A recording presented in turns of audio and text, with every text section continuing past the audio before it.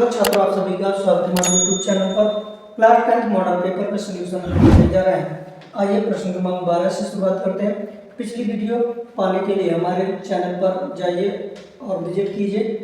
Playlist पर सभी model paper का सलूशन दे रखा है। ये 12 प्रश्न क्रमांक 12 के का प्रश्न है। प्रश्न में दे रखा है दी गई आकृति में जो एक आकृति बनी है एबीसी एक त्रिभुज है, डी ई पैरेलल है बीसी के, जो दे रखा है एडी 2 सेंटीमीटर, एडी 2 सेंटीमीटर दे रखा है और डीबी दे रखा 3 सेंटीमीटर, तो जो डीबी 3 सेंटीमीटर और एई दे रखा 5 सेंटीमीटर और ईसी आपको ज्ञात करना है। इस आकृति को थोड़ा छोटा करना, मैं एक आकृति बनाने का प्रयास करूंगा, निर्मित करूंगा। तो ये मैंने प्रश्न को थोड़ा छोटा कर दिया हूँ। आइए मैं एक आकृति आपके सामने निर्मित करने जा रहा हूँ, एक त्रिभुज। तो यह मान लीजिए एक त्रिभुज बना हुआ, तो यह एक त्रिभुज है, इस तरह का एक त्रिभुज बना हुआ है। तो एक त्रिभुज मैं बना रहा हूँ, देखते जाइए एक एक करके आप। फिर इसके बाद इसमें एक पैरेलल खींची गई है रेखा समांतर, तो यह एक मैंने पैरेलल खींच दी है। अब ये पैरेलल खींच दी है तो इनको थोड़ा सा मैं क्या कर दूँ, डार्क कर दूँ, थोड़ा सा कम दिख रहा होगा, मीडियम दिख रहा होगा, तो इनको थोड़ा सा मैं डार्क करने का प्रयास कर रहा हूँ। जे देख लीजिए आप, जे हो गए। एक त्रिभुज बनाया मैंने एबीसी, नामांकित करना है तो नामांकित कर किए दे रहा हूँ। आप कलर का यूज कर लूँ, दूसरा कलर जे मान लीजिए, आप देख पा रहे हैं, जे लीजिए, मैं ब्लैक कलर का यूज कर रहा हूँ। तो ए हो गया और बी हो गया और जे सी हो गया, डी, जे बन गया डी और ये ई हो गया। जी आप देख पा रहे हैं जैसे आकृति बनी हुई है वैसे मैंने निर्मित कर दी हुई है। अब नामांकित करना है तो आप देखते जाइए एक एक करके। कहा गया डी ई पैरेलल है बीसी के, तो मैं ये पैरेलल दर्शा रहा हूँ। और कहा गया एडी 2 सेंटीमीटर दे रखा है, तो ये 2 सेंटीमीटर है, आप देख पा रहे हैं। और क्या दे रखा है, डीबी दे रखा है 3 सेंटीमीटर, तो ये 3 सेंटीमीटर है। फिर इसके पश्चात दे रखा है एई 5 सेंटीमीटर, तो ये 5 सेंटीमीटर है, आप देख पा रहे हैं। फिर क्या दे रखा है, ईसी ज्ञात करना, तो जे में ज्ञात करना है। चलिए एक एक करके प्रश्न को थोड़ा सा मैं साइड में करने का प्रयास करूंगा। जे देख लीजिए, ये प्रश्न मैंने इस प्रश्न को उठा करके जे मैंने साइड में लगा दिया है। अब चलिए हल करते हैं। जो दे रखा था, क्या दे रखा था, चलिए एक एक करके सॉल्व करेंगे। तो हम मान करके चलेंगे कि माना कि, क्या मान कर चलना है, मान कर चलना कि माना कि एबीसी एक त्रिभुज है। लिखेंगे माना कि एबीसी एक त्रिभुज है, एक त्रिभुज है, जो देख पा रहे हैं एबीसी एक त्रिभुज है जिसमें डीई पैरेलल दे रखा है बीसी के, तो ये मैंने लिख दिया है। और क्या दिया हुआ है, एडी दे रखा है, एडी बराबर कितना दे रखा है, 2 सेंटीमीटर दे रखा है। और डीबी दे रखा है, कितना दे रखा है, डीबी 3 सेंटीमीटर दे रखा है, तो 3 सेंटीमीटर आपको नोट करना है। और एई दे रखा है, एई कितना दे रखा है, 5 सेंटीमीटर दे रखा है। अब आपको सिंपल सा करना क्या है, थेल्स प्रमेय का यूज करके आपको निकाल लेना है। तो हम जानते हैं, क्या जानते हैं, थेल्स प्रमेय से। तो लिखेंगे त्रिभुज एबीसी में किससे, थेल्स प्रमेय से। आप अच्छी तरह से पढ़ेंगे 6 अध्याय में। थेल्स प्रमेय का यूज करना है, थेल्स प्रमेय से। कब, जब ये भुजा समांतर होती हैं, तो क्या होगा, डीई पैरेलल होगा बीसी के, तब इनके अनुपात हम क्या करेंगे, अनुपातिक मान बराबर करेंगे। तो यहाँ पर लिखेंगे कि जो एडी है, क्या है, एडी है, एडी अपॉन में होगा डीबी के और बराबर एई बराबर होगा, अपॉन में होगा ईसी के, जो है। तो एडी अपॉन डीबी बराबर एई और ईसी अपॉन में, जो है थेल्स प्रमेय के से आप देख पा रहे हैं। जैसे जैसे मान दे रखे आप मान रख दीजिए। एडी का मान दे रखा 2 सेंटीमीटर और डीबी का मान दे रखा 3। इसके बाद एई का मान दे रखा 5 सेंटीमीटर और ईसी का मान ज्ञात करना है। तो आपको करना क्या है, मैं थोड़ा सा स्लाइड को छोटा करने का प्रयास करूंगा। ये मैंने छोटा कर दिया। अब आपको हल कर देना है। क्या करना है हमें, तो हल करना है किस रूप में, तो आप तीर्य गुणा कर दीजिए। तो तीर्य गुणा करेंगे तो 5 को गुणा 3 के साथ और इसी का गुणा 2 के साथ करेंगे, तो यहाँ पर हो जाएगा 2EC बराबर क्या होगा 5 गुणे 3। तो यहाँ पर लिख देंगे तिर्यक गुणा करने पर, तो आपको लिखना है तिर्यक गुणा, क्या लिखना है तिर्यक गुणा, हमने तिर्यक गुणा किया तो तिर्यक गुणा आपको लिखना है। फिर इसके पश्चात इसी का मान निकालना है, तो इसी बराबर क्या लिखना है आपको इसी बराबर और 5 गुणे 3 बटे 2 आप गुणा कर दीजिए, 5 से 15 और बटे में 2 भाग देंगे तो 7.5 सेंटीमीटर निकल के आएगा। क्या आएगा इसी का मान, जो कि हमें यही ज्ञात करना था, आसानी से प्राप्त हो गया। थेरेस प्रमेय यूज करके हमने हल किया। इस तरह आपको हल करना है। अब आइए अगला प्रश्न क्रमांक 13 सॉल्व करेंगे। अच्छी तरह से आप देख लीजिए। यदि ये वीडियो अच्छी लगी हो तो लाइक और सब्सक्राइब कीजिए और साथ में कमेंट करने का प्रयास कीजिए। एक एक करके प्रश्न को हल करवाऊंगा। अच्छे प्रश्नों को समाप्त किया इस वीडियो में और हमारे चैनल को लाइक और सब्सक्राइब कीजिए, साथ में कमेंट करने का प्रयास कीजिए। चलिए अगला प्रश्न, प्रश्न क्रमांक, तो इस स्लाइड को थोड़ा सा मिटा दूं, इसके पश्चात आपको अगला प्रश्न सॉल्व कराऊंगा।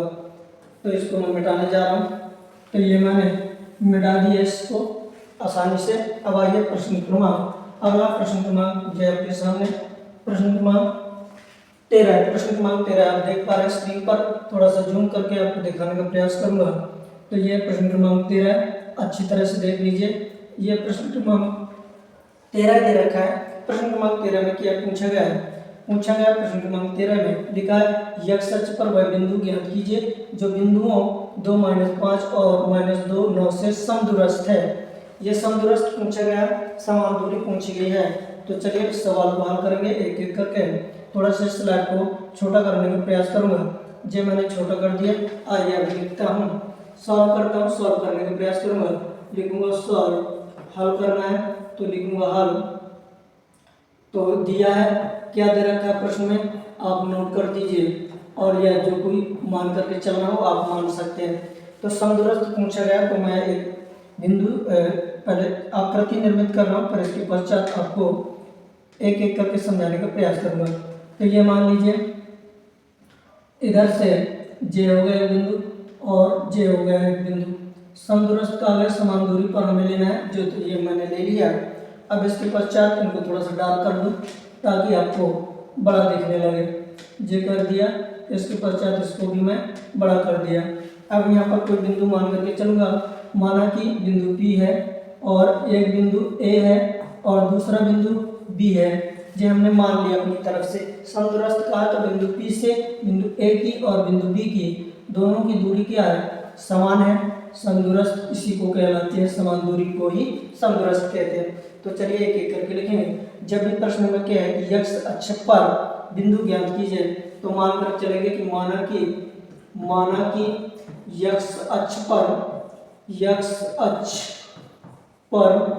y निर्देशांक, x अक्ष पर y निर्देशांक क्या होता है? 0 होता है। आप जानते हैं अच्छी तरह से y निर्देशांक 0 होता है। तब जब y निर्देशांक 0 होगा तो बिंदु P लिखेंगे। बिंदु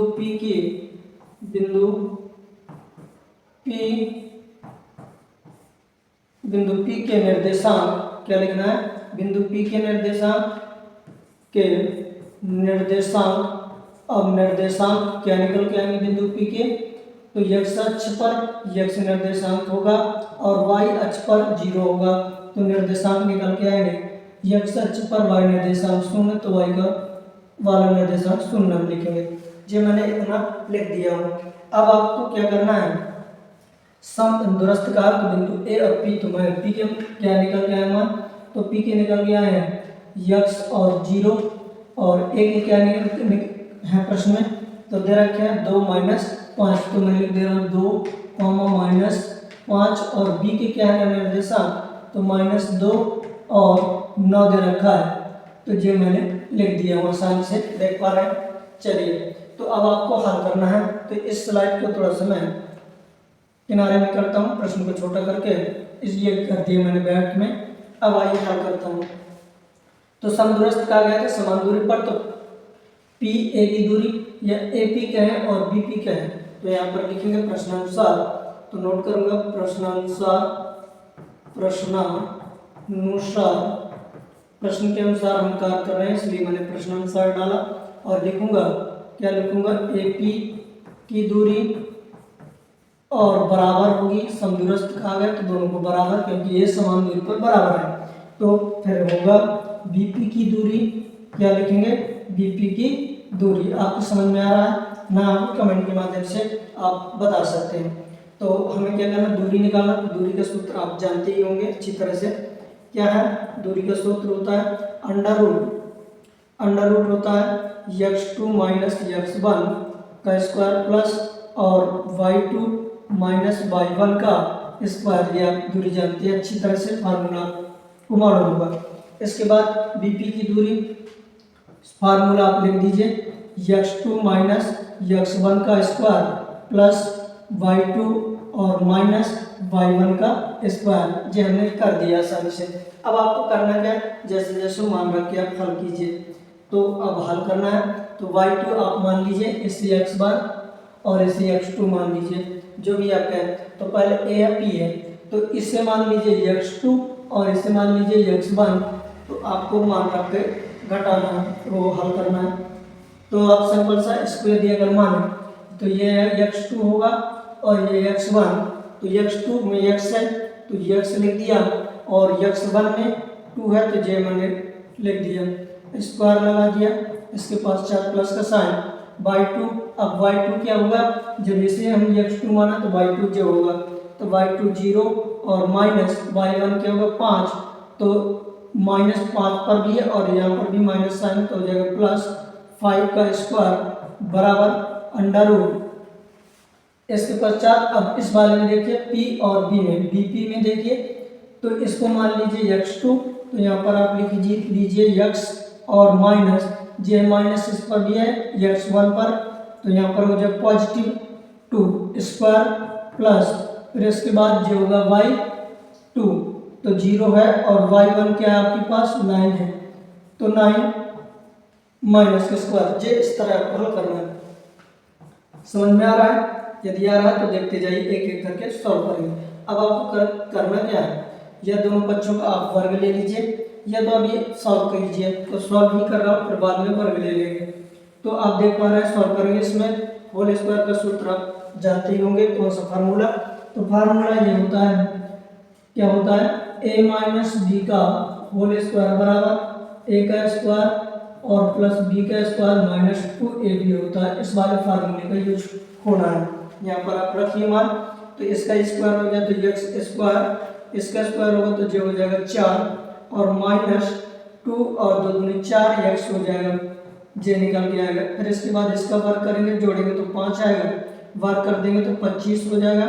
जे आप देख पा रहे हैं, इसमें भी आप हल कीजिए, तो अंडर रूट लगा दीजिए। इसके पश्चात आप हल करेंगे, इसको हल करेंगे तो क्या निकल के आएगा x स्क्वायर और ये हो जाएगा 4, देख पा रहे हैं। फिर इसके बाद ये हो जाएगा प्लस का 4x हो जाएगा और इसका हो जाएगा प्लस 81, जे आप समझ पा रहे हैं। तो इसके पश्चात आप क्या करना, वर्क करना। तो लिखेंगे दोनों पक्षों का वर्क करने पर आपको नोट करना, लिखना है दोनों पक्षों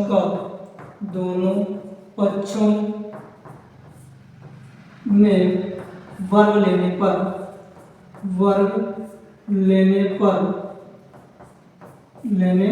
पर जे आपको लिखना है। फिर इसके पश्चात हल करना है। तो मैं थोड़ा सा इस प्रश्न को और छोटा कर दूं, फिर बाद में बड़ा करके दिखा दूंगा। तो अब आपको करना क्या है, इसको मैं थोड़ा सा मिटा दूं, जो फार्मूला लिखा था अब मैं हल करूंगा इसके आगे। तो इसके आगे आपको हल्का करना है, जब वर्ग लेंगे तो ये हट जाएगा, वर्गमूल का साइन हट जाएगा, तो बचेगा क्या है आपके पास बचेगा, क्या बचेगा, x स्क्वायर बचेगा और फिर 4 बचेगा और फिर माइनस 4x बचेगा। फिर इसके बाद 25 बचेगा, जो लिखा है अंदर वो सेम पूरा लिख देना है आपको, रूट बार हटाएंगे तो x स्क्वायर यहाँ भी होगा, 4x यहाँ भी होगा और 4 भी होगा। फिर इसके बाद 81 होगा, जो आपको लिखना है जितना लिखा है। इसके बाद आप देख पा रहे हैं तो एक्स स्क्वायर से एक्स स्क्वायर कट जाएगा हमारा, और क्या कट रहा है तो आप देख पा रहे हैं 4 से 4 भी कैंसिल हो जाएगा।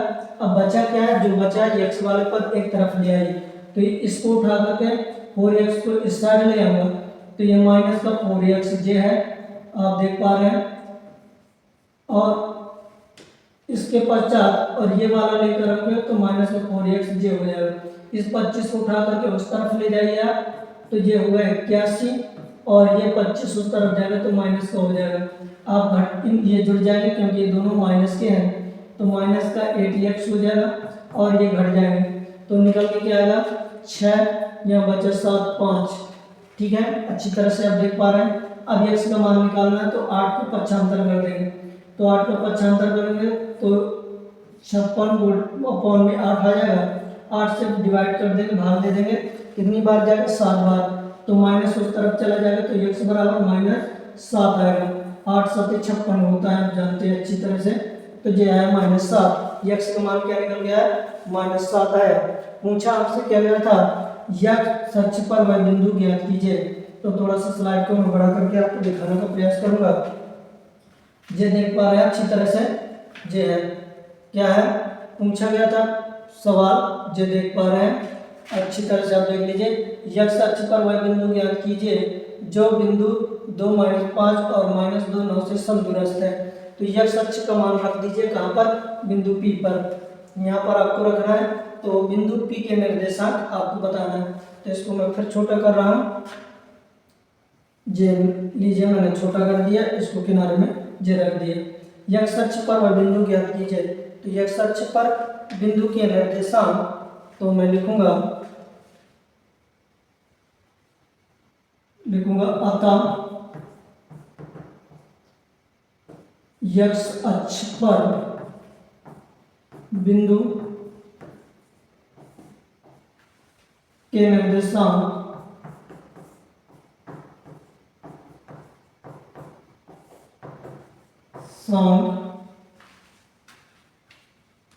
बिंदु P के निर्देशांक क्या हो जाएंगे, तो x का मान क्या निकल गया है -7 और 0, ये आपका उत्तर होगा। x अक्ष पर पूछा था, तो x अक्ष पर y निर्देशांक 0 है, तो x अक्ष पर बिंदु, तो यहाँ पर शब्द लिखना भूल गया था, x अक्ष पर बिंदु P के निर्देशांक क्या हो जाएंगे -7 और 0 होगा। इस तरह आपको हल करना है, देख पा रहे हैं। आइए अब अगला प्रश्न है, प्रश्न क्रमांक 13 के अथवे प्रश्न को हल करेंगे। तो चलिए मैं इस प्रश्न को हल को मिटाने का प्रयास करूंगा, फिर इसके पश्चात हम अथवे वाले प्रश्न को हल करेंगे। तो यह प्रश्न स्क्रीन से मैंने मिटा दिया।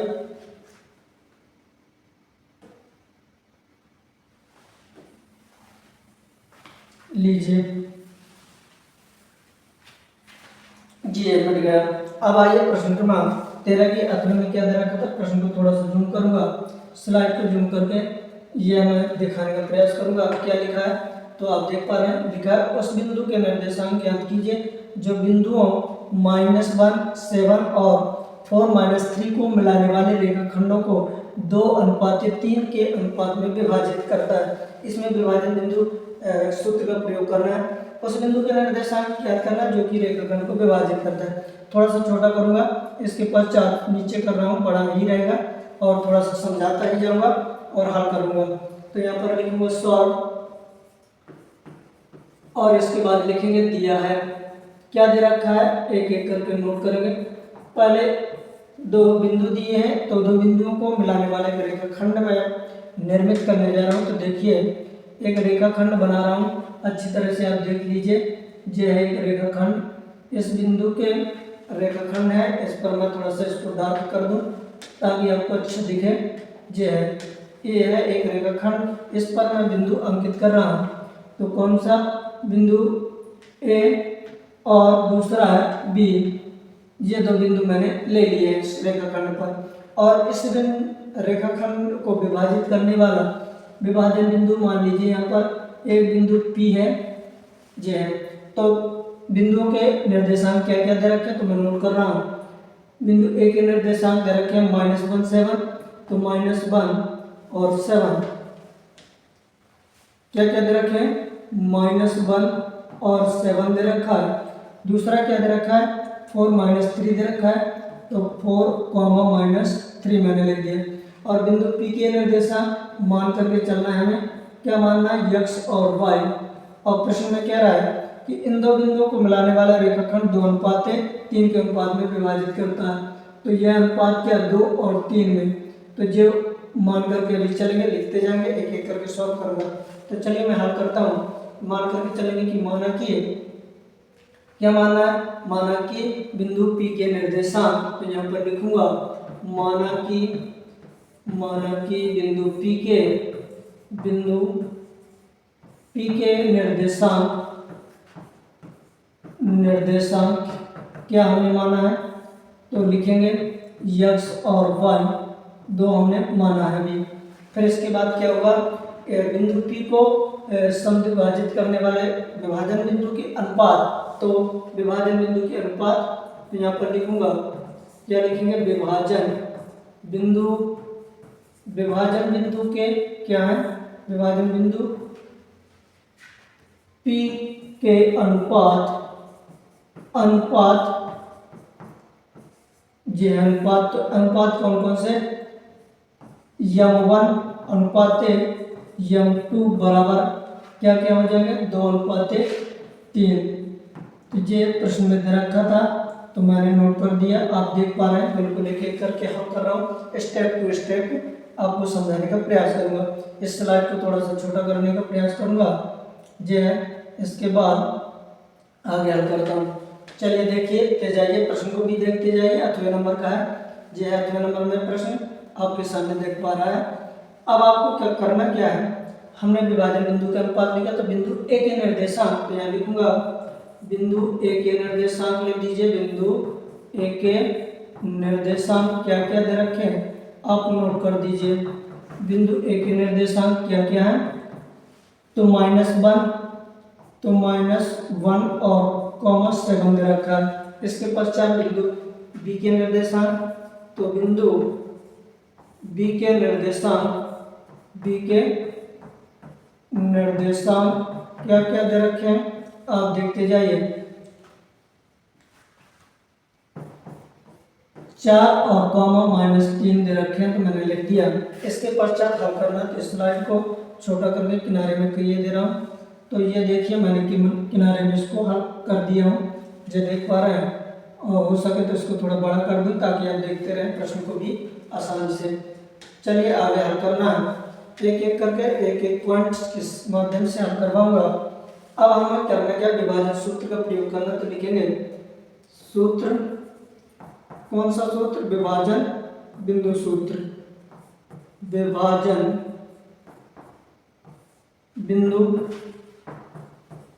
विभाजन बिंदु क्या है, P दे रखा था, अभी हमने माना ही था, P बराबर क्या होंगे, तो आप जानते हैं m1 और x2 प्लस m2 और x1 अपॉन m1 और plus m2 comma m1 y2 plus m2 y1 और अपॉन में होगा m1 प्लस m2, और कोष्ठक से आपको बंद कर देना।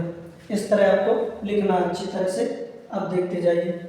हमें बिंदु P के निर्देशांक ज्ञात करना है, तो आपको करना क्या होगा, आप मान करके, ये हमने क्या माना है, m1, तो इसे मान लीजिए m1 और इसे मान लीजिए m2, ये मान करके आपको चलना है। देख पा रहे हैं, ये लीजिए m1। अब एक एक करके हल करना, सॉल्व करना है, तो मैं थोड़ा सा इसको छोटा करने का प्रयास करूंगा। देख पा रहे हैं, थोड़ा सा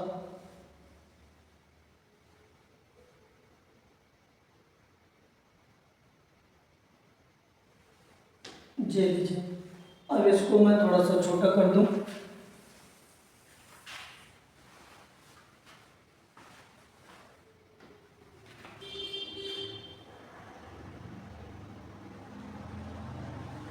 ये लीजिए मैंने छोटा कर दिया। अब इसके पश्चात इस तरफ सॉल्व करूंगा, हल करने का प्रयास करूंगा। तो हमें बिंदु P के निर्देशांक ज्ञात करने हैं। तो बिंदु P x और y बराबर आप इस पर मान रखते जाइए, तो x y के निर्देशांक आपको मिल जाएंगे। m1 क्या है आप देख पा रहे हैं 2 है, तो लिख दीजिए 2, मल्टीपल कर दीजिए x2 का, तो x2 क्या है इसमें आप देख पा रहे हैं, थोड़ा सा मैं लिखने का प्रयास करूंगा। ये है x1 और ये y1 और ये है x2 और ये है y2। आप मान रखते जाइए, हल करते जाइए। x2 पूछा गया तो x2 ये हमारा 4 है, तो लिखूंगा मैं 4, फिर इसके पश्चात प्लस का साइन लगा, प्लस लगा दीजिए। और m2 क्या है 3 दे रखा है, तो 3 गुणे, और x1 दे रखा है, कितना दे रखा है माइनस का 1 दे रखा है,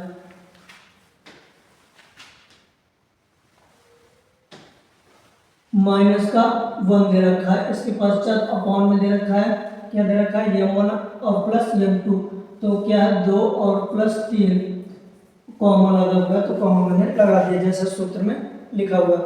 m1 क्या दे रखा है m1 दे रखा है 2, और इसके पश्चात y2 क्या दे रखा है, तो ये आप देख पा रहे हैं -3, तो गुणे -3 प्लस का साइन लगा हुआ है। इसके पश्चात m2 3 दे रखा है, और y1 क्या दे रखा है, तो 7 दे रखा है, तो 7 का आप गुणा कर दीजिए। और m1 क्या है 2 और m2 क्या है 3 है, और कोष्टक से बंद कर दीजिए। सिंपल सा आप हल कर दीजिए, तो गुणा करेंगे 4 दूनी 8 हो जाएगा, और इनका गुणा करेंगे तो -3 हो जाएगा, अपॉन में 5 आएगा, कॉमा इनका गुणा कीजिए तो 3 दूनी 6 आएगा माइनस का, प्लस 7 के 21 हो जाएगा, और इनको जोड़ेंगे तो ये आ जाएगा 5।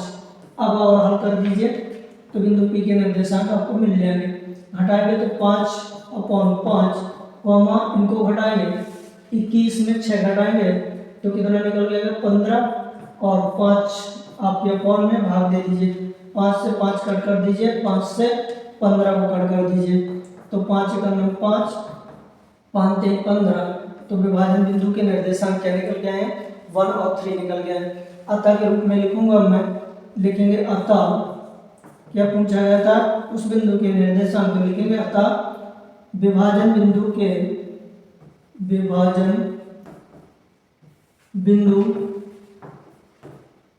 P के निर्देशांक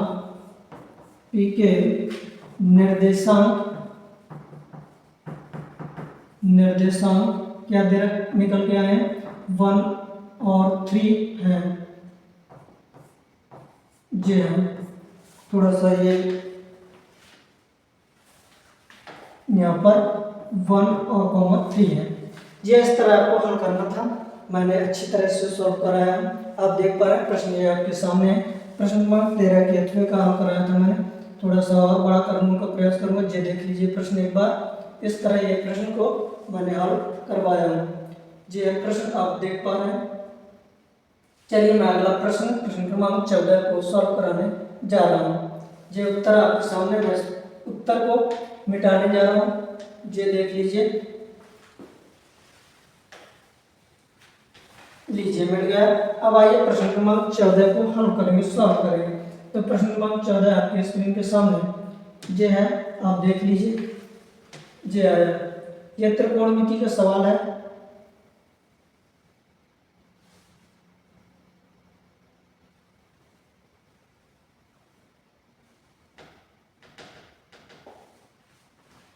स्लाइड से मिट चुका हुआ सवाल।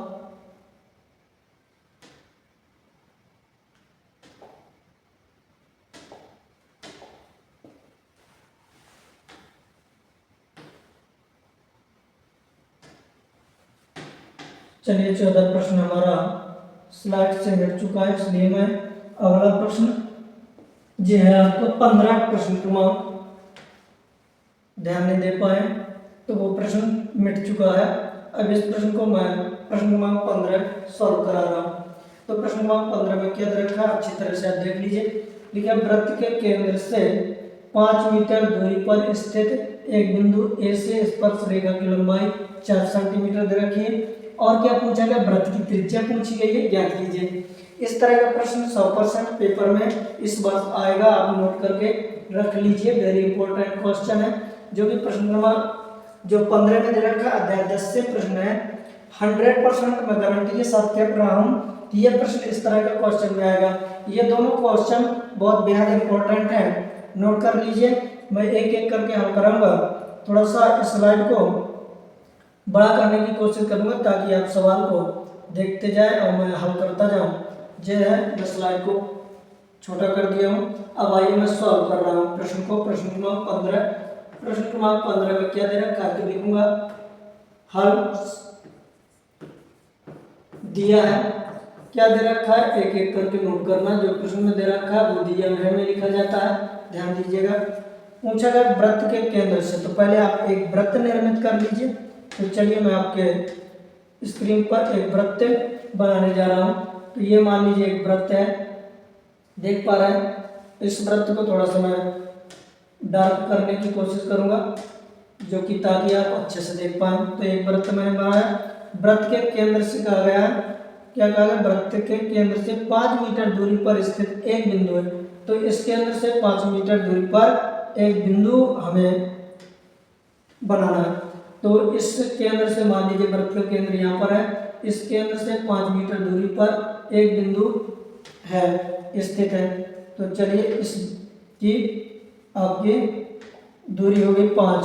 फिर इसके बाद क्या कहा गया है, स्पर्श रेखा की लंबाई 4। तो वृत्त की परिधि से ही बाएं बिंदु की स्पर्श रेखा, बिंदु ए की स्पर्श रेखा, तो जे मैं आपको स्पर्श रेखा जे हो गई, देख पा रहे हैं, जे स्पर्श रेखा। चलिए इसको थोड़ा सा मैं क्या कर दूं, डार्क कर दूं ताकि आप देख पाए अच्छे से। ये लीजिए, चित्र बनाने में थोड़ा टाइम लगता है। अब आइए एक एक करके आपको समझाने का प्रयास करूंगा। ये हो गई, मैंने क्या किया, वृत्त का केंद्र O है, O से परिधि पर एक बिंदु P है, मान लिए वो लंबवत है, 90 डिग्री का कोण बनेगा। तो यह लंबवत हो गई। फिर यहाँ पर प्रश्न में कहा गया था एक बिंदु बाह्य बिंदु A है।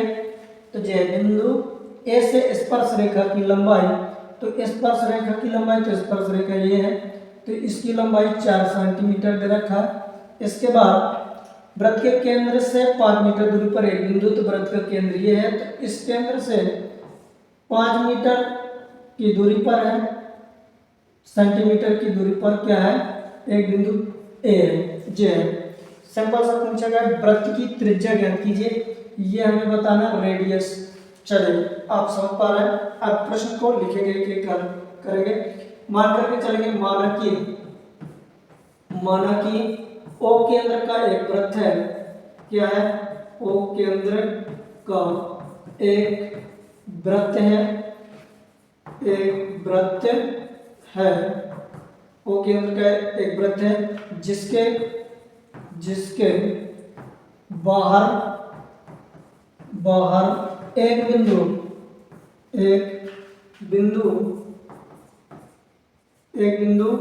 A स्थित है, बिंदु A स्थित है। तो आगे हम लिखेंगे, इसको थोड़ा सा छोटा करने का प्रयास करूंगा, नीचे कर रहा हूं, ये देख लीजिए। अब देखिए एक बिंदु A स्थित है, तो लिखेंगे OA बराबर कितना दे रखा था प्रश्न में, 5 सेंटीमीटर दे रखा था।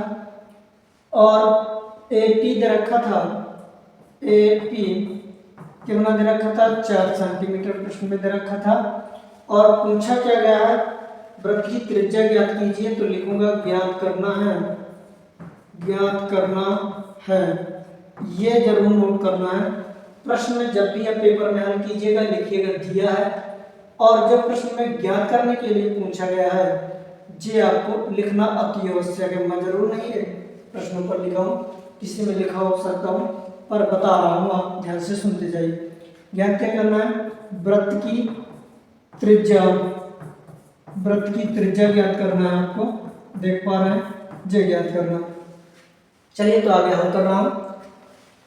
अब वृत्त की त्रिज्या ज्ञात करनी है, तो आप देख पा रहे हैं यहाँ पर समकोण त्रिभुज बन रहा है, कहाँ पर, OPA पर, या कहें APO पर एक समकोण त्रिभुज बन रहा है। तो हम लेकर के चलेंगे समकोण त्रिभुज किस पर, AP पी ओ पर, ए पी ओ में, इस पर एक समकोण त्रिभुज पर हम क्या करेंगे, पाइथागोरस प्रमेय यूज करेंगे। या लिखेंगे पाइथागोरस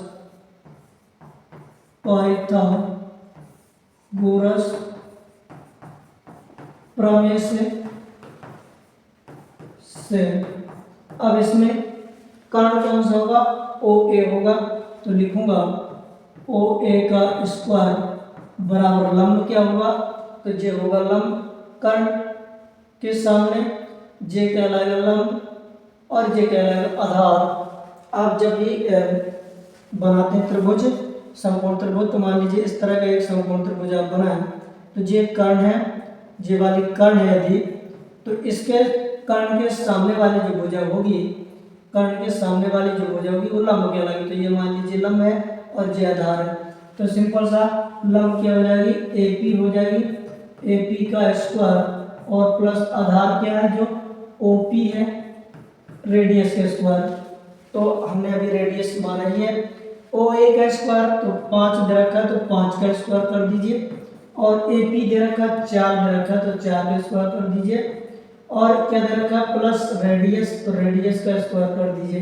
हल कीजिए, 5 का स्क्वायर 25, 4 का 16, रेडियस का स्क्वायर तो और का स्क्वायर। आप इस तरफ पक्षांतर कर दीजिए, तो 25 - 16 बराबर रेडियस का स्क्वायर घटाएंगे तो क्या निकल जाएगा, 9 निकल के आएगा, 9। तो रेडियस का स्क्वायर, आर से क्या करेंगे, रूट हटाएंगे, तो इस तरफ अंडर रूट लग जाएगा, तो आर बराबर इस तरफ रूट लग जाएगा तो अंडर रूट 9, तो आर का मान क्या निकल गया, 3 सेंटीमीटर निकल गया, जो कि क्या पूछा गया था, वृत्त की त्रिज्या पूछा गया था।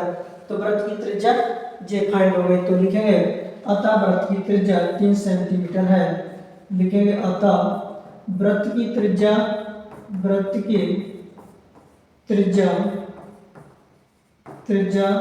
3 सेंटीमीटर है। यदि वीडियो ये अच्छी लगी हो तो लाइक और सब्सक्राइब कीजिए, साथ में कमेंट कीजिए और कमेंट के माध्यम से बताने का प्रयास कीजिए, ताकि मैं आपको अच्छे अच्छे प्रश्न लेकर के मॉडल पेपर में आ सकूं और आपको अच्छे अंक दिला सकूं। तो ध्यान से सुनते जाइए और पढ़ते जाइए। यदि कोई समस्या तो कमेंट में बताने का प्रयास कीजिए। आइए अब अगला प्रश्न क्रमांक, जो तो हमने प्रश्न क्रमांक 15 सॉल्व कर लिया, अब 15 के अथवा को सॉल्व करेंगे। तो प्रश्न क्रमांक 15 के अथवा को देखिए, मैं स्लाइड को छोटा करके और इसको थोड़ा सा हटाने का प्रयास करूंगा जो भी हमने हल किया है। तो इसको मैं मिटा रहा हूँ, ये मिट गया आपके सामने। अब आइए प्रश्न क्रमांक 15 के अथवा में क्या प्रश्न दे रखा है, ये दे रखा है, प्रश्न दे रखा है, ध्यान से देख लीजिए। प्रश्न क्या दे रखा है, लिखा है 2 सकेंद्री वृत्तों की त्रिज्या, ये देख पा रहे हैं, लिखा है 2 सकेंद्री वृत्तों की त्रिज्या 5 सेंटीमीटर और 3 सेंटीमीटर है। बड़े वृत्त की उस जीवा की लंबाई ज्ञात कीजिए जो छोटे वृत्त को स्पर्श करती है। ये प्रश्न आप समझ पाए हैं? यदि समझ पाए तो मैं सॉल्व करने का प्रयास करूंगा। तो पहले मैं क्या करूंगा, एक वृत्त सकेंद्री वृत्त निर्मित करूंगा। चलिए देखते हैं सकेंद्री वृत्त। तो ये देखिए, मैं आपके सामने एक सकेंद्री वृत्त निर्मित करने जा रहा हूँ। एक वृत्त ये है, इसके पश्चात इसी के अंदर दूसरा वृत्त बनाने जा रहा हूँ। ये देखिए,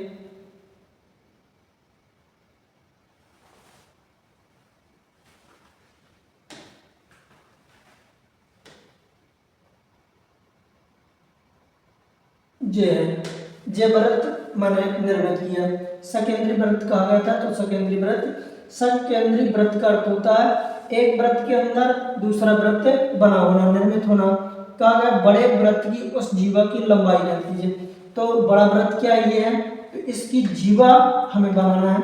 तो चलिए मैं एक जीवा बना रहा हूँ ब्लैक पेन का इस्तेमाल करके। तो ये बड़े वृत्त की एक जीवा है, ये बन गई, निर्मित हो गई, देख पा रहे हैं अच्छी तरह से, ये हो गई एक जीवा मैंने बनाया। फिर क्या कहा गया था प्रश्न में, बड़े वृत्त की उस जीवा की लंबाई ज्ञात कीजिए, छोटे वृत्त की स्पर्श रेखा हो। तो छोटे वृत्त को स्पर्श कर रही है, इसलिए छोटे वृत्त की क्या हो जाएगी, स्पर्श रेखा हो जाएगी। चलिए इसको थोड़ा सा मैं डार्क करने की कोशिश करूंगा ताकि आप अच्छी तरह से देख पाए। ये देख पा रहे हैं, ये लीजिए दूसरा। अब ये आपके सामने, इसको भी थोड़ा डार्क कर दूं। यही रेड कलर से ही रहने दो। चलिए जे हो गया, देख पा रहे हैं। अब इसको थोड़ा डार्क कर दूं, जे हो गया। जे आपके सामने वृत्त दिख पा रहा है अच्छी तरह से। यदि दिख पा रहा है तो आगे हल करने का प्रयास करूंगा जैसे जैसे उसने कहा गया कि 200 केंद्रीय वृत्तों में ये 5 सेंटीमीटर देख रखा, 3 सेंटीमीटर दे रखा। इन दोनों में से 5 सेंटीमीटर त्रिज्या अधिक है, बड़ी है, तो बड़े वृत्त की त्रिज्या आपको 5 सेंटीमीटर लेना है। तो मैं वृत्त का केंद्र मान लीजिए यहाँ पर है, तो इस केंद्र से ये मैंने 5 सेंटीमीटर त्रिज्या ले ली, देख पा रहे हैं। और फिर इसके बाद छोटे वृत्त की त्रिज्या आपको लेना है। तो छोटे वृत्त की त्रिज्या मान लीजिए ये मैंने छोटे वृत्त की त्रिज्या जे है, जे देख पा रहे हैं, जे हो गई। इस तरह आपको मैंने निर्मित किया। इनको थोड़ा सा डार्क कर दूं ताकि आप अच्छी तरह से देख पाए। फिर इसके पश्चात इसको डार्क कर दूं, ये चित्र आकृति बन गई है। अब इसके पश्चात यदि देख पा रहे हैं अच्छी तरह से, तो इसको थोड़ा सा लीजिए, अब मैं कुछ कर रहा हूँ, इसके बाद सॉल्व करेंगे। तो मान लीजिए वृत्त का केंद्र यह है O, क्या है, वृत्त का केंद्र O है, और यह AB एक जीवा है, देख पा रहे हैं आप अच्छी तरह से, AB एक जीवा है, J है। और इसमें स्पर्श बिंदु क्या है, स्पर्श बिंदु P है। और क्या प्रश्न में दे रखा था, बड़े वृत्त की त्रिज्या, तो बड़ा वृत्त है ये है जिसकी त्रिज्या दे रखी है प्रश्न में 5 सेंटीमीटर। छोटे वृत्त की त्रिज्या क्या है, तो ये दे रखी है 3 सेंटीमीटर, तो मैं 3 सेंटीमीटर लिख रहा हूँ, देख पा रहे हैं, जे हो गई। अब इसमें आप एक पूरी आकृति हमारी बन गई। इसके पश्चात हल करना, सॉल्व करना है। तो अथवा नंबर का हल कर रहे हैं, तो मैं अथवा नंबर डाल रहा हूँ। और प्रश्न 15 है, तो प्रश्न 15 सॉल्व करेंगे, हल करेंगे। तो लिखूंगा दिया है, लिखेंगे दिया है, क्या दे रखा है, और उस पर मान करके हमें चलना है।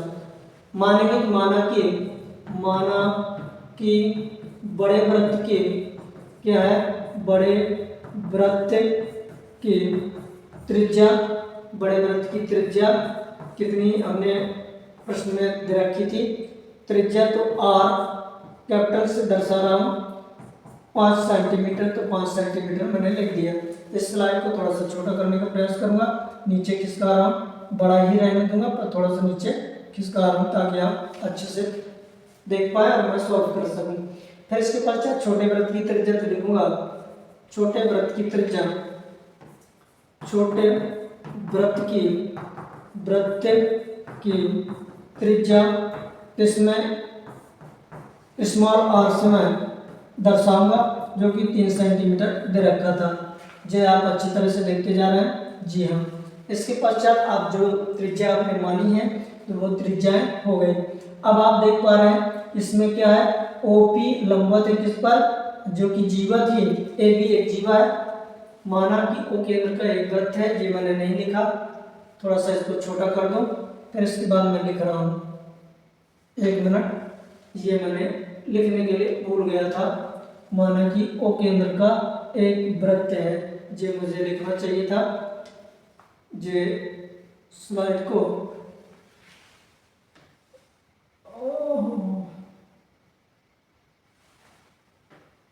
पूरा जा रहा है और मैं थोड़ा सा चेंज कर रहा हूँ, जी जी।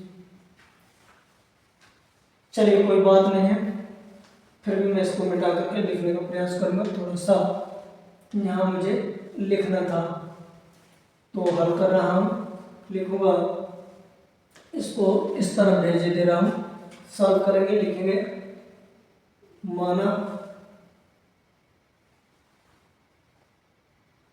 चलो कोई बात नहीं, माना कि O केंद्र का एक वृत्त है, O केंद्र का एक वृत्त है, और फिर इसको थोड़ा सा चेंज कर दूं, लीजिए, जिसमें ये थोड़ा सा लिखना था, जिसमें बड़े वृत्त की त्रिज्या j, छोटे वृत्त की त्रिज्या j है।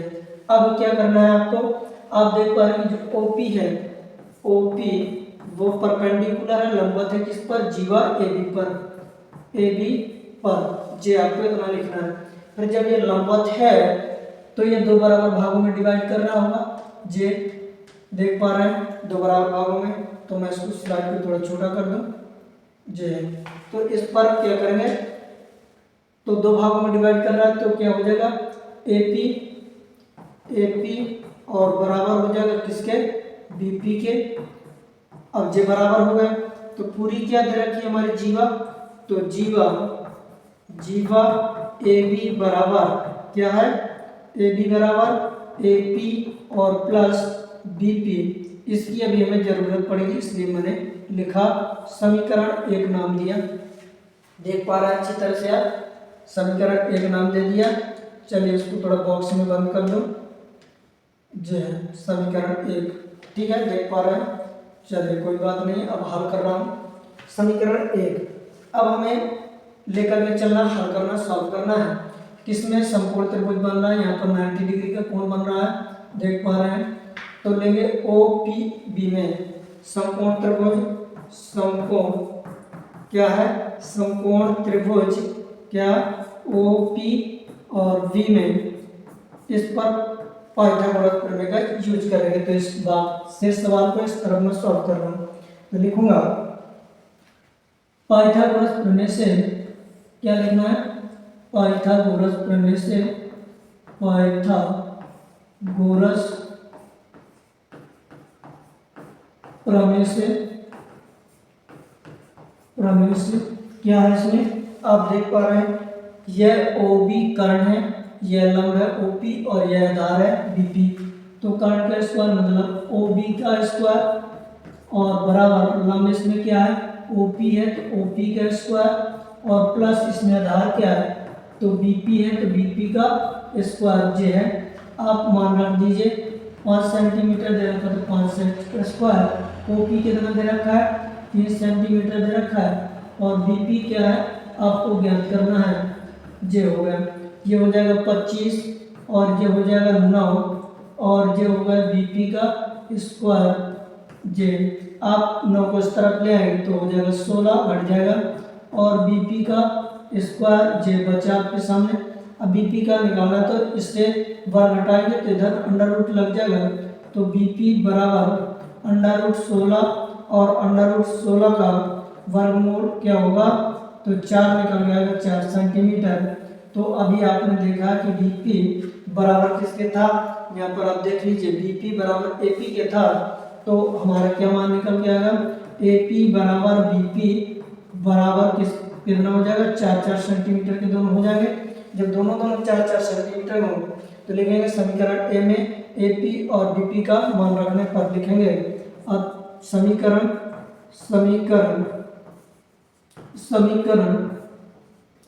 एक में एपी और बीपी का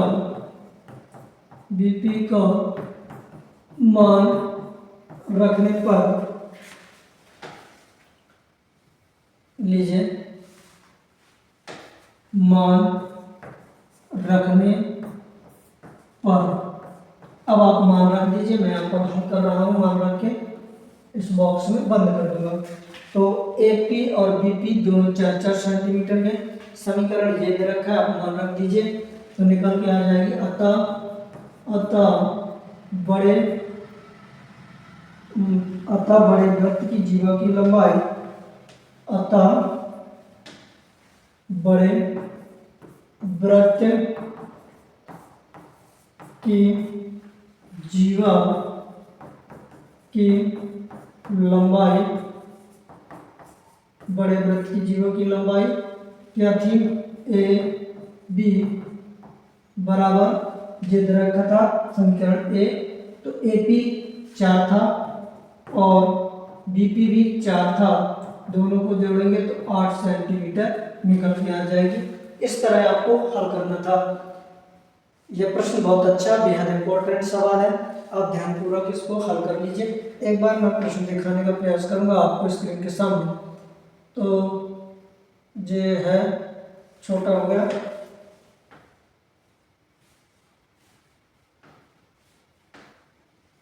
ये है प्रश्न आपके सामने निकल के आ गया, देख पा रहे हैं ये प्रश्न था।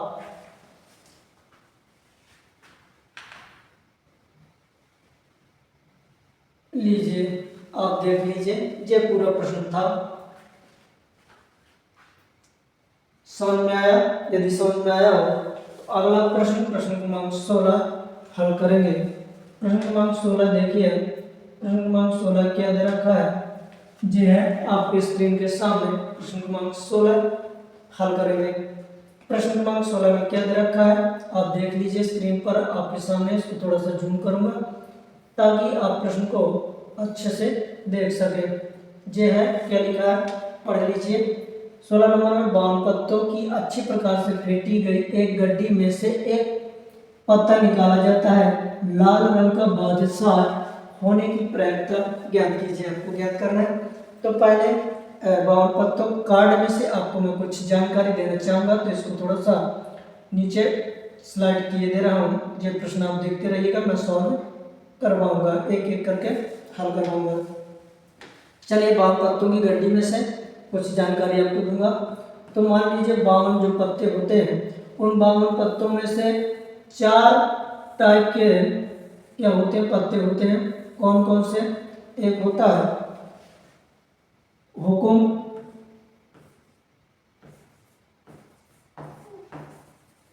हुकुम के पत्ते होते हैं। फिर क्या होते हैं? पान के पत्ते होते हैं। फिर किसके होते हैं? ईंट के होते हैं और चिड़ी के होते हैं। जो 4 टाइप के कार्ड होते हैं और उनमें से 13 पत्ता हुकुम के भी होते हैं, 13 पान के होते हैं, 13 ईंट के होते हैं और 13 चिड़ी के होते हैं। अब इसमें पूछा क्या गया था, लाल रंग की बादशाह होने की प्रयोक्ता। तो इनमें से लाल कलर के कौन कौन से कार्ड होते हैं? तो चिड़ी काला होता है, काला ब्लैक, ये काला होता है। ईंट क्या होता है? लाल कलर का होता है, ये लाल टाइप के पत्ते होते हैं लाल। पान क्या होता है? लाल होते हैं, पूरे 13 पत्ता लाल होते हैं। और हुकुम जो कि काला होता है, ये काले कलर के पत्ते होते हैं। आप देख पा रहे हैं, अच्छी तरह से समझते जाइए। तो पूछा क्या गया था, लाल रंग के बादशाह। तो लाल कौन कौन में से? ये दोनों में से लाल कलर के हैं। किन किन में? ईंट में और पान में, लाल पान जो होता है उसमें। इन दोनों 13 पत्तों में से एक पत्ता हुकुम का, एक पत्ता बादशाह होता है। क्या होता है? बादशाह होता है। और इसमें भी एक बादशाह होता है। आप जानते होंगे, जिन जिन ने देखा होगा, एक एक बादशाह होते हैं। तो लाल कलर की पूछा, तो लाल कलर के टोटल कितने पत्ते निकल गया है? 2 निकल गया है, जो कि यही प्रश्न में पूछा गया था। ये बात समझ में आई? यदि समझ में आई हो तो अब मैं सवाल को हल करने का प्रयास करूंगा। चलिए तो हल करते हैं। लिखेंगे हल दिया है, इसको थोड़ा सा नीचे करके लिख रहा हूँ। लिखेंगे हल दिया है। क्या दिया है आप देख पा रहे हैं, मान करके चलेंगे। क्या है? 52 पत्तों की गड्डी, तो 52 टोटल पत्ते हो गए। तो लिखेंगे अनुकूल परिणाम में, टोटल परिणाम मतलब कुल परिणाम, कुल पत्तों की संख्या लिख दूं, कुल पत्तों की संभावित संख्या, भावित संख्या कितनी है? 52 है, जिसे हम कुल परिणाम, कुल संभव परिणाम कहते हैं। फिर इसके बाद क्या गया है? लाल रंग का बादशाह। तो यहाँ लिखेंगे लाल रंग का बादशाह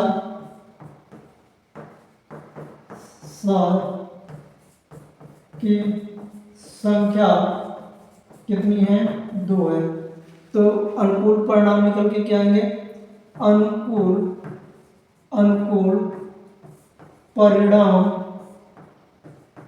परिणाम कितने हो जाएंगे?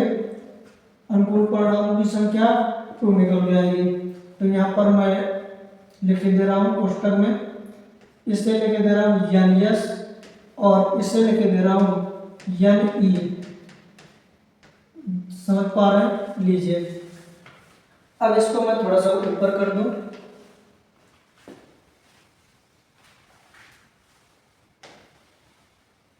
जी है। इस तरह प्रश्न को जी लिख दिया मैंने, समझ पा रहे हैं। अनुकूल परिणाम हो गया और कुल परिणाम हो गया, आपके स्क्रीन के सामने है, देख पा रहे हैं। जी ठीक है। अब आइए, क्या कहा गया था, लाल रंग का बादशाह होने की प्रायिकता, तो प्रायिकता ज्ञात करना है, प्रोबेबिलिटी ज्ञात करना है। तो प्रायिकता किसकी, लाल रंग का बादशाह हो, तो यहाँ पर लिखेंगे लाल रंग का बादशाह, लाल रंग का बादशाह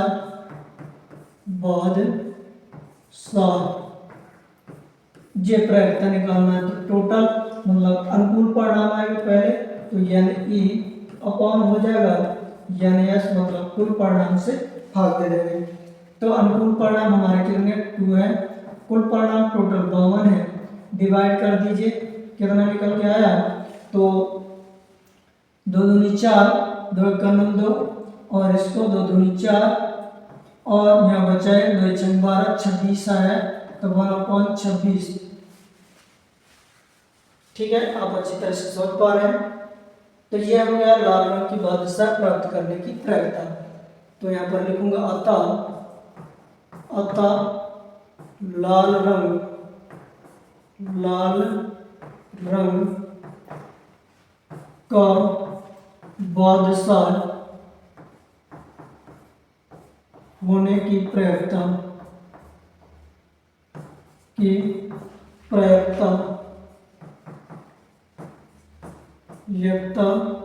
क्या निकल के आई है, जो है 1/26 आया। इस तरह आपको हल करना है। अब आइए प्रश्न क्रमांक हम 16 के अथवे को हल करेंगे। तो इसको थोड़ा सा मिटा करके सॉल्व करेंगे। तो इसको मैं मिटाने जा रहा हूँ, ये मैंने मिटा दिया। अब आइए प्रश्न क्रमांक 16 के अथवे का हल करेंगे।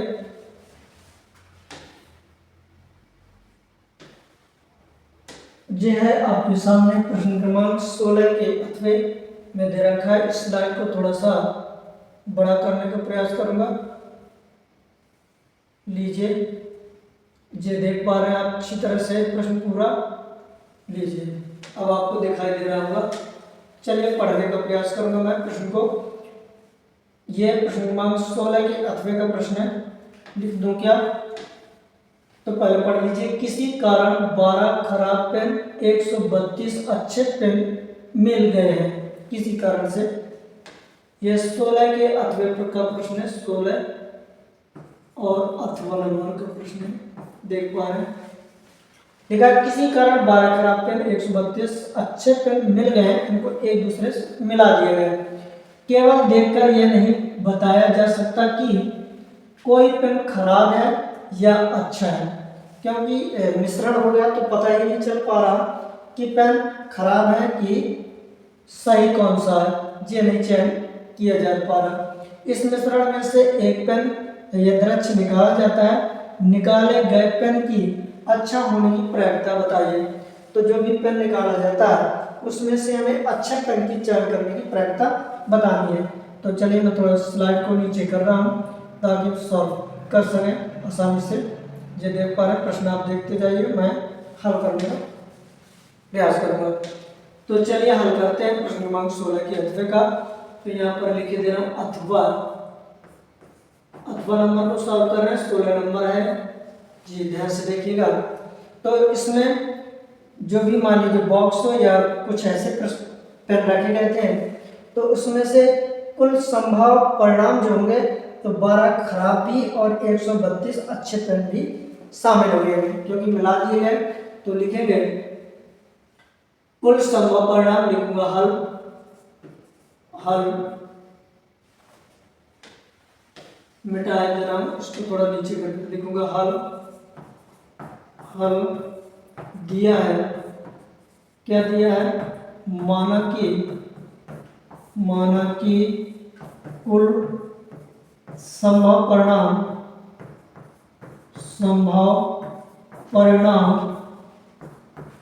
परिणाम जो कि NS मान करके हम चलते हैं, तो कौन कौन हो जाएंगे? 12 खराब और 132 अच्छे पेन। कौन कौन से? 12 खराब और 132 अच्छे पेन जी है। तो अब मैं लिख रहा हूं कौन कौन? 12 खराब पेन है जो, और प्लस 132 अच्छे पेन की उसमें काउंटिंग की गई है जे है। टोटल देख पा रहे हैं, तो कुल संभावित परिणाम क्या हो जाएंगे? NS निकल के आएगा। अब 12 आप जोड़ दीजिए इसमें, तो 2 और 2 4, ठीक है, देख पा रहे हैं। और इसके बाद 3 और 1 जोड़ देंगे तो ये भी 4 और 1 144 टोटल हो गए हमारे पेन। कितने हो गए? 144।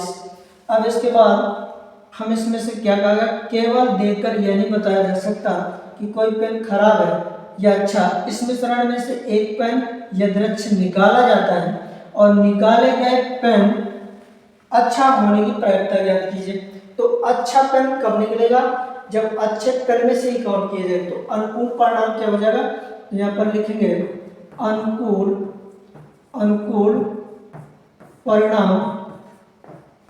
परिणाम कितने हो जाएंगे? क्या निकल के आएगा? तो NE आएगा बराबर कितना? एक अच्छे पेन कितने हैं? 132, तो 132 हो जाएंगे अनुकूल परिणाम। अब किसकी प्रायिकता निकालनी है? अच्छे पेन अच्छा होने की प्रायिकता, जो अच्छे पेन है उनकी प्रायिकता। तो मैं इसको थोड़ा सा ऊपर करूंगा सवाल को जो हल किया है, जे देख पा रहे हैं जे, देखिए अब इसको हल करेंगे। तो अब क्या किसकी प्रायिकता निकाली? प्रायिकता निकाली तो लिखेंगे प्रायिकता। किसकी प्रायिकता निकालनी है? P प्रोबेबिलिटी किसकी? अच्छा होने की। तो लिखूंगा अच्छे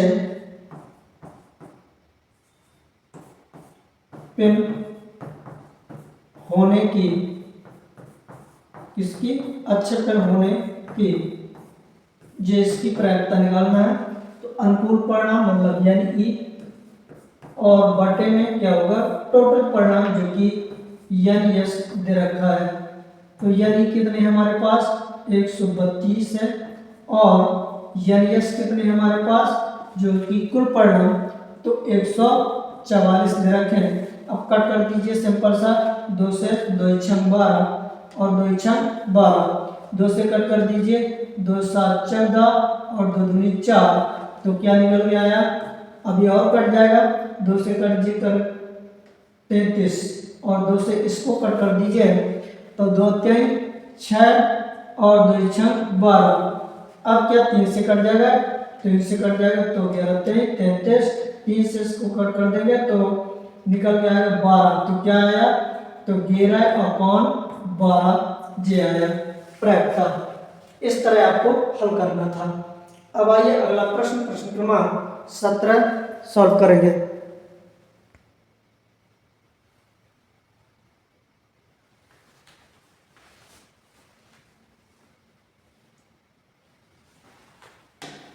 प्रश्न क्रमांक 17 में क्या दे रखा है? चलिए देखते हैं। ये अब इस प्रश्न क्रमांक 17 में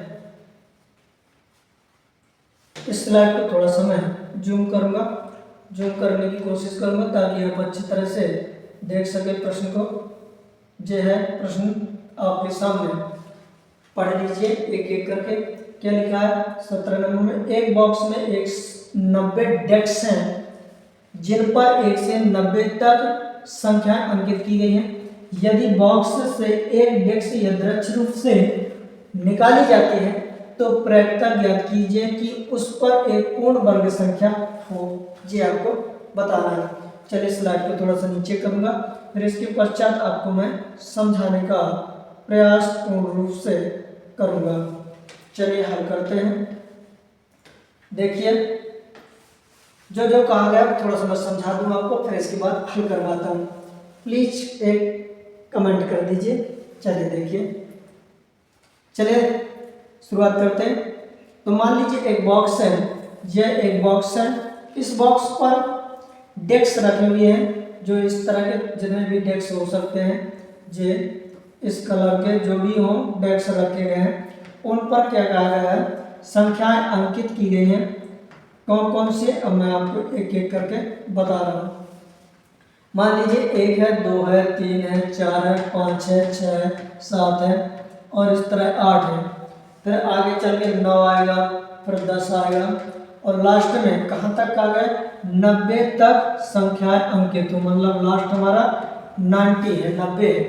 तो हमें करना क्या है, कहा क्या गया है, तो कुल परिणाम हमारे हो जाएंगे 90, क्योंकि एक बॉक्स में 90 डेस्क हैं जिन पर 1 से 90 तक संख्याएं अंकित है।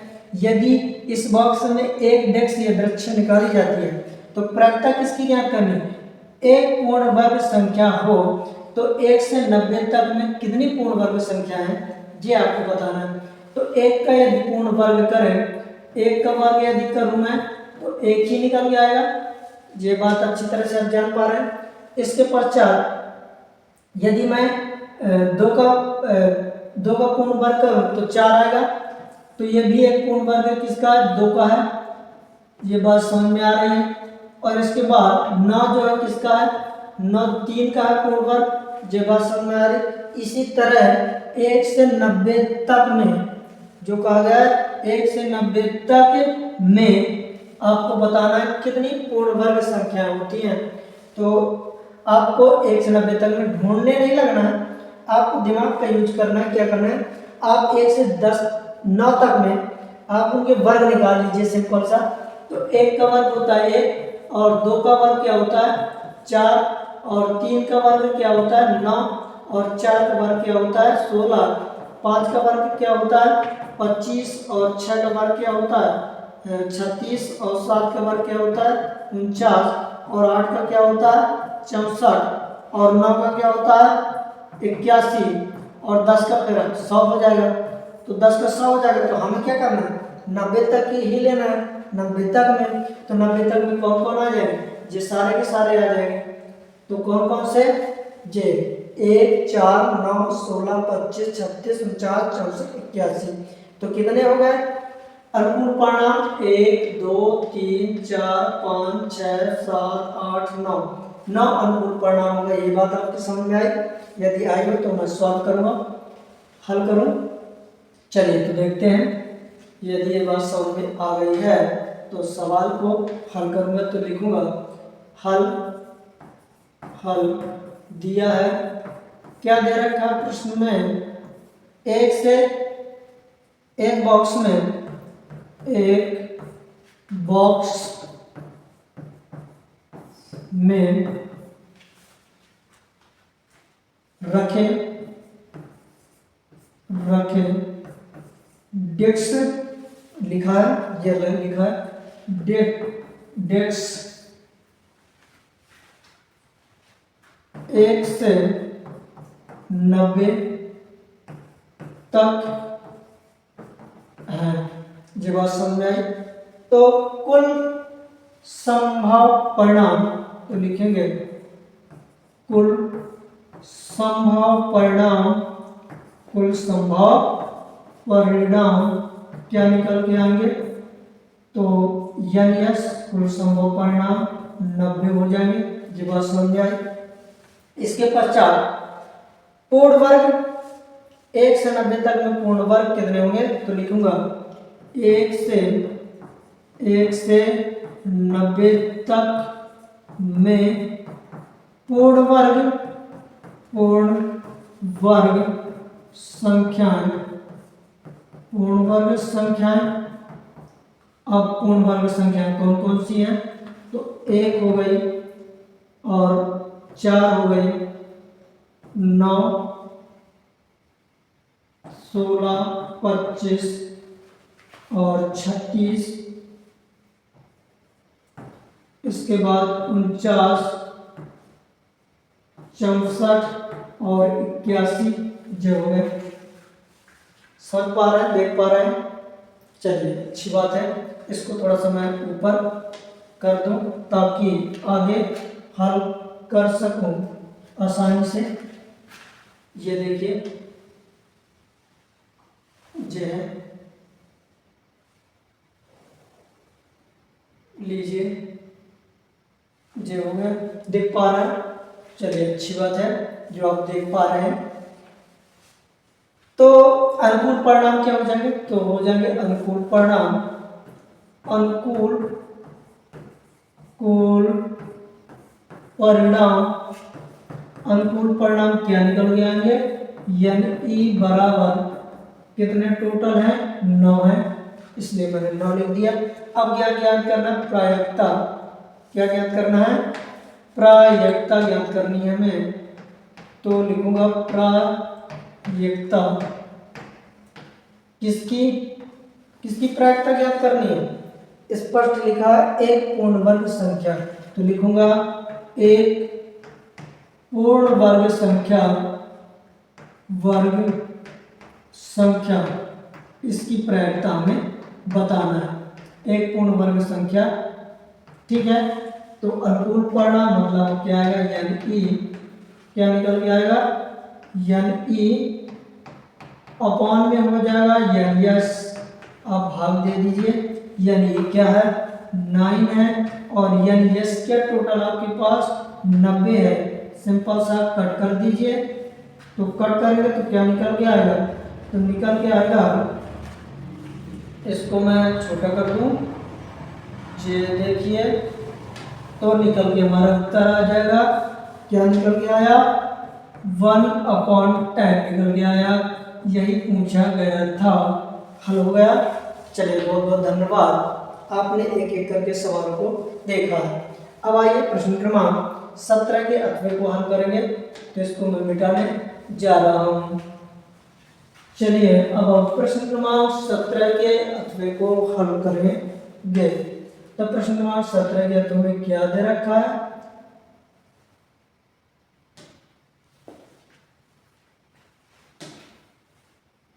ये दे रखा है। चलिए इसको ध्यानपूर्वक देखें। चलिए इसको मैं थोड़ा सा जूम कर दूं। जे आप देख पा रहे हैं स्लाइड में, अच्छी तरह से प्रश्न देख लीजिए, एक एक करके हल कराऊंगा। थोड़ा सा वेट कर लीजिए, प्रोसेसिंग चल रही है। प्रश्न लिखा, एक थैले में 3 लाल 2 सफेद और 5 काली गेंदें हैं। इस थैले में से एक गेंद यदृच्छ निकाली जाती है, इसकी प्रायिकता लाल ना होने की प्रायिकता आपको ज्ञात करनी है। तो चलिए मैं स्लाइड को थोड़ा सा छोटा करूंगा, नीचे लाने का प्रयास करूंगा, फिर इसके पश्चात हल करने का पूर्ण रूप से। ये देखिए, चलिए सॉल्व करें, हल कर रहे हैं, लिखेंगे। तो हम क्या लिखेंगे, सर्वप्रथम सॉल्व दिया है, क्या दे रखा है भाई, नोट कर दो। तो कुल संभव परिणाम, कुल संभव परिणाम, कुल संभव परिणाम क्या है, तो कुल संभव परिणाम 3 लाल 2 सफेद 5 काली गेंद। तो लिखेंगे, क्या लिखेंगे, 3 लाल और फिर इसके बाद 2 सफेद, 2 सफेद और क्या दे रखा है, 5 काली, 5 काली गेंदें दे रखी हैं।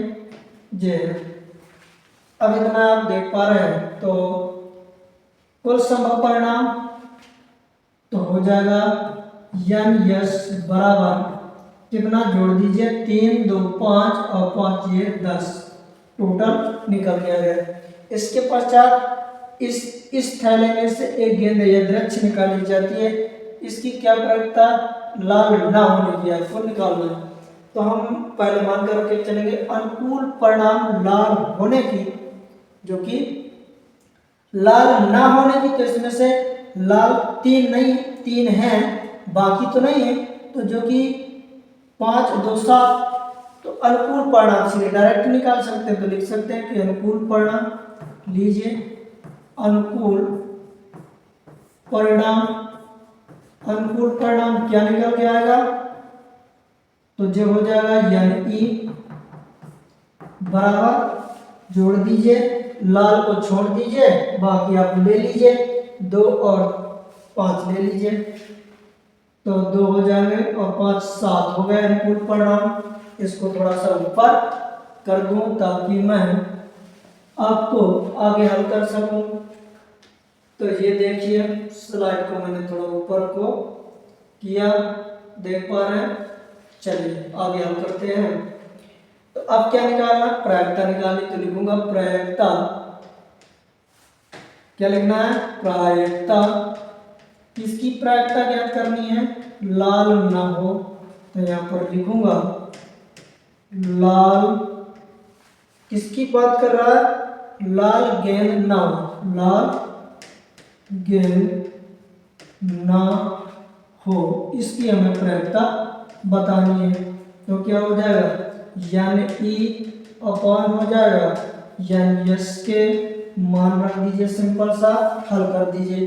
तो यानी ई क्या था, मान अनुकूल परिणाम 7 और कुल परिणाम टोटल था 10, तो क्या निकल गया, 7/10 आपका उत्तर हल हो गया। यदि आप दूसरे मेथड का प्रयोग करते तो आप लाल होने की प्रायिकता निकालना पड़ता, तो लाल होने की निकल गया था 3/10 निकल गया था। फिर ना होने की प्रायिकता जब निकालना होता तो 1 - 3/10 आपको माइनस करना पड़ता, 10 इधर ले जाते तो 10 में 3 घटता तो 7/10 निकल गया था। इस तरह भी आप हल कर सकते हैं आसानी से। चलिए प्रश्न क्रमांक अथवे का भी हमने सॉल्व कर लिया। किसका था, प्रश्न क्रमांक 17 के अथवे का। इसको थोड़ा जूम कर दूं, ये देखिए ये प्रश्न था आपके सामने, इस तरह आपको हल करना था। ये है प्रश्न, ये था प्रश्न, देख पा रहे हैं।